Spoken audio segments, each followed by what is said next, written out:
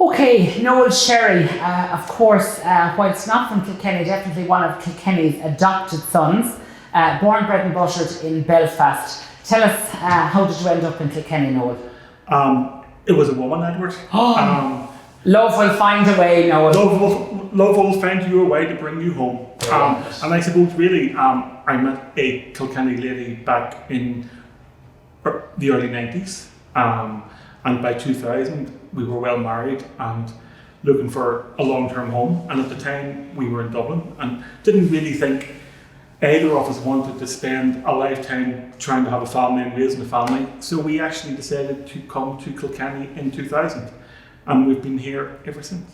I'm intrigued, Noel, about kind of that decision-making process. When we become that adult, in inverted commas, and we're having those adult conversations about, this final settling down, the raising a family. In terms of the list, talk to me about what's on the kind of the wish list, or what's on the must-have list in terms of the decision-making algorithms. Yeah, well, think of the time it was 1999, 1998 when we started to really think about it. House prices in Dublin were really starting to kind of go on a certain trajectory that way. They were going up. We got in kind of at the right time in the property market, so this was huge for us. The property market and our timing eventually became huge. We bought a very bog standard 3-bedroom semi in Lucan, and then we just seen Lucan explode with housing. Every blade of grass, there was a house.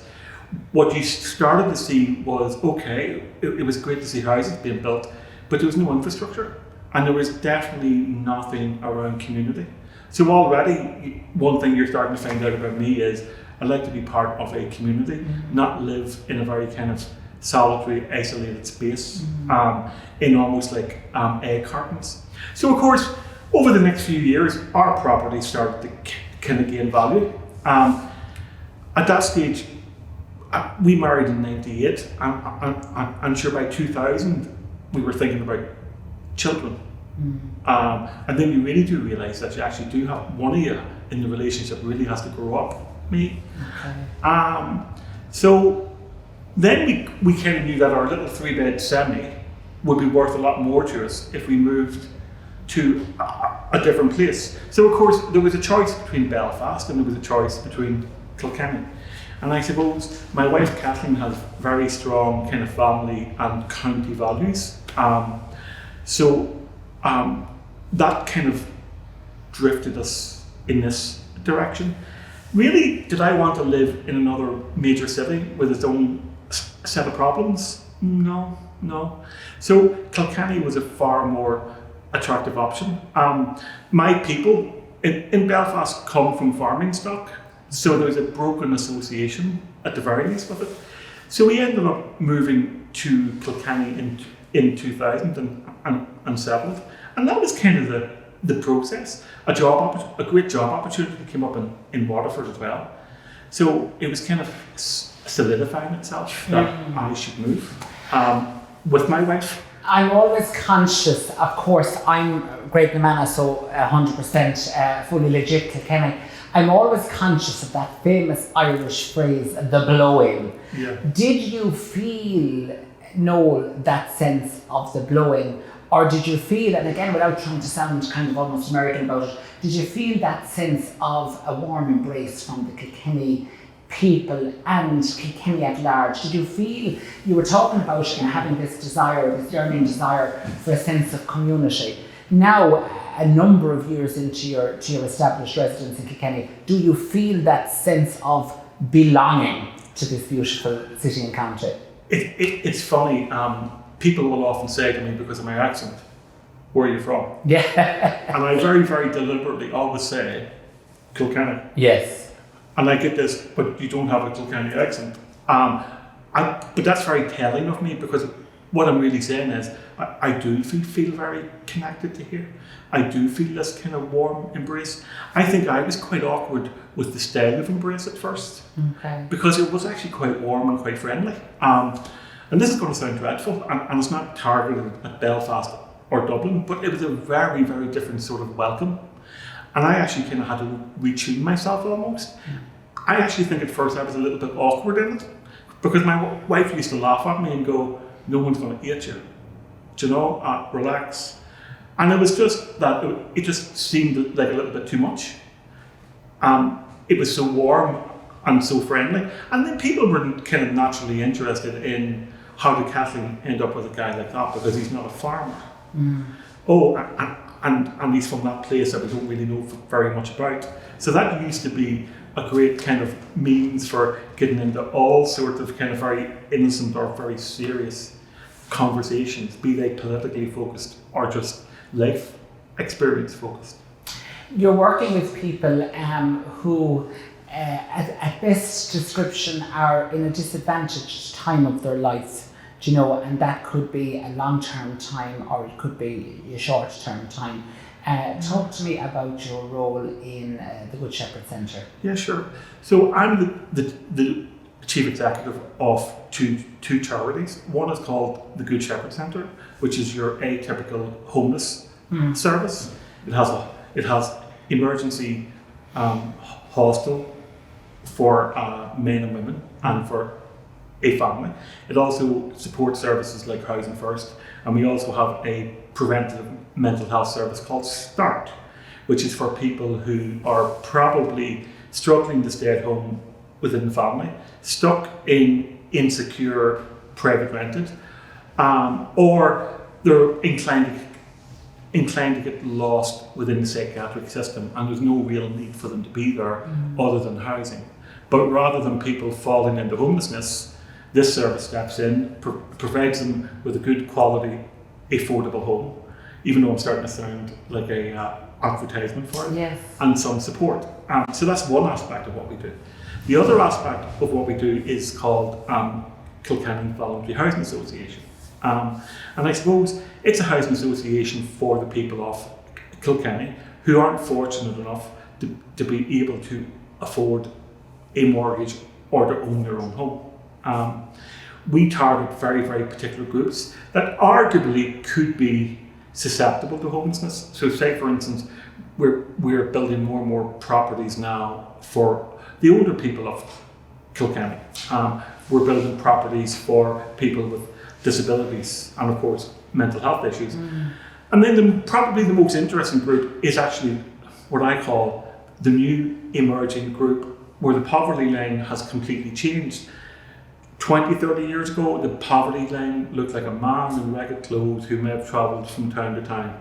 Today, the poverty line could be two people with qualifications, with 2 or 3 kids who can't get a mortgage and who need a long-term home. And I suppose what we now can refer to them as is the new working poor. And I'm sure that's the term you've probably heard out of it. And I suppose that's probably, for me, because I would consider myself to be just like them, but 20 years older. That's probably one of the greatest shames of our time. No one should fall into homelessness, and no one in those particular groups should ever be at risk of homelessness. So in a way, it's a great honour to be able to provide housing for working families, for older people, and for people with disabilities.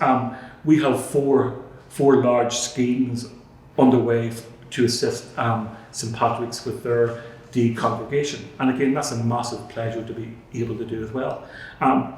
People like me, I think I was born with a very kind of strong sense of service.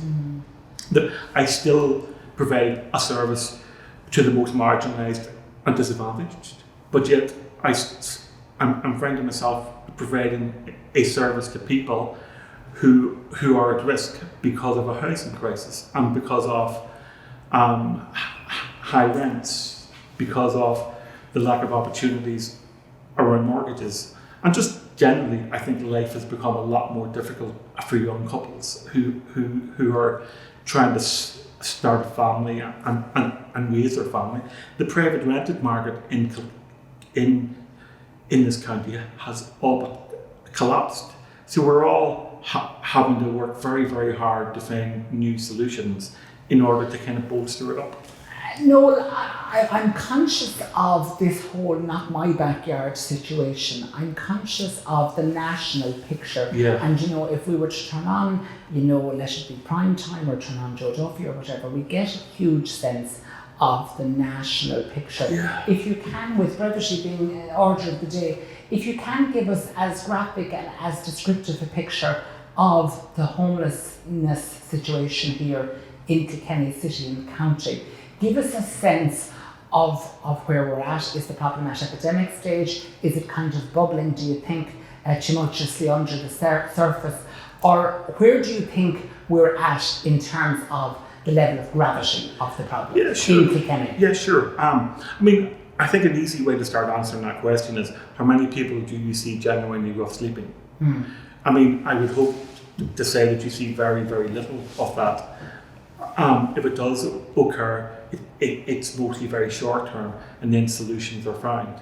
So for that very graphic picture, we're very good, both ourselves, the local authority and the HSE, at providing services to connect with people, to draw them in, and to offer them every alternative to rough sleeping. Our problem is, and this is kind of the nib of it, some people get stuck in emergency accommodation because they're difficult to house. So they're there for much longer than what should be necessary. They end up taking on a profile and a persona. I think particularly since COVID, because sooner or later we have to mention that COVID word, people are starting to see this profile an awful lot more. But they're seeing it because they have a lot more time at home. Because they're not as busy as they were, because they're actually afraid and frustrated. So I think the profile has slightly changed a little, and not necessarily for the better. Bubbling, one of the big challenges is the private rents market, because it is constantly shrinking nationally. Rents and their cost is a massive problem, which puts strain. Kilkenny County Council in particular have invested quite a bit, particularly in the last 3 years in terms of housing, and particularly for people who are homeless and who are at risk of homelessness. So it is actually at the moment under control, and that's probably the best way.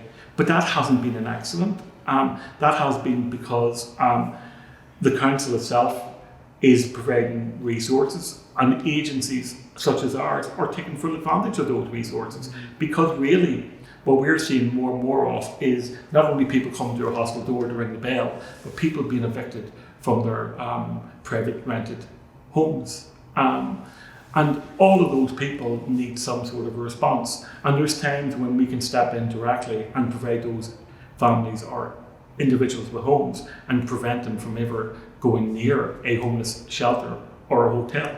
Yeah. And that's good to be able to say. Nationally, we're seeing, since the big hike over last December, when it exceeded 10,000, the last figures are down at around 8,570. Figures in Kilkenny are kind of matching that, in that they are down slightly, and they are holding, but that doesn't happen by accident, and that doesn't happen just because of good luck. Yeah, it would kind of almost remind you of that old adage, how to eat an elephant one bite at a time, and it's kind of constantly chipping it away and eroding the problem. Okay, Noel, I suppose we're looking at the whole notion of Kilkenny. I mean, we're talking about your role in terms of your professional role. Assume I'm your friend from Belfast. Yeah. You're ringing me. Yeah. Give me the pitch. Tell me why I should come to Kilkenny for the weekend. And in that sense, we get a sense of what Kilkenny means to you. What do you like to do in Kilkenny that you would emulate, or would hope that I would emulate on a visit? Yeah. I think many of the restaurants are absolutely fantastic, and as you can see, I've had occurrence to enjoy some of them. You're showing the signs of it yourself. I'm showing the signs. I've put on weight since I moved to Kilkenny, and it hasn't been home cooking. So the nightlife is either very young or it can be very mature, and again, that's very, very attractive. But a person like me loves that balance between rural and urban. loves that kind of warm welcome that you get. The economy, the business people want you in this town, and they will make an effort for you in this town. You have beautiful attractions like the Medieval Mile.